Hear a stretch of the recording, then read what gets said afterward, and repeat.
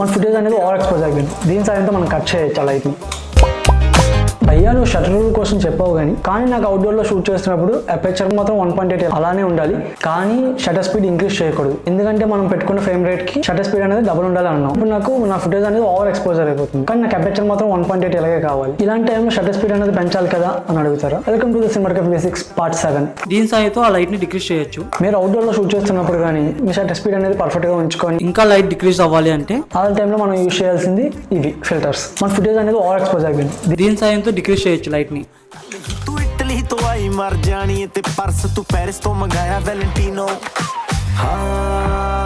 మన ఎక్స్పోజర్ అనేది పర్ఫెక్ట్ గా బ్యాలెన్స్ అయింది. ఇది నేను యూస్ చేస్తున్నాను 2-in-1 filter, polariser plus ND. Basic ND filter ఏం చేస్తుంది, మన లైట్ ని డిక్రీజ్ చేస్తుంది. మనకి NDలో స్టాప్స్ ఉంటాయి, 1 స్టాప్ 2 స్టాప్స్ 3 స్టాప్స్ 5 స్టాప్స్ అలాగా. ఒక్కొక్క స్టాప్ అనేది మనకి బేసిక్ గా లైట్ ని డిక్రీజ్ చేస్తుంది. సో స్టాప్స్ పెరిగిన కొద్దీ ఇంకా డార్క్ అవుతుంది మన ఇమేజ్. Thank you. నెక్స్ట్ వీడియోలో కలుద్దాం. Follow for more.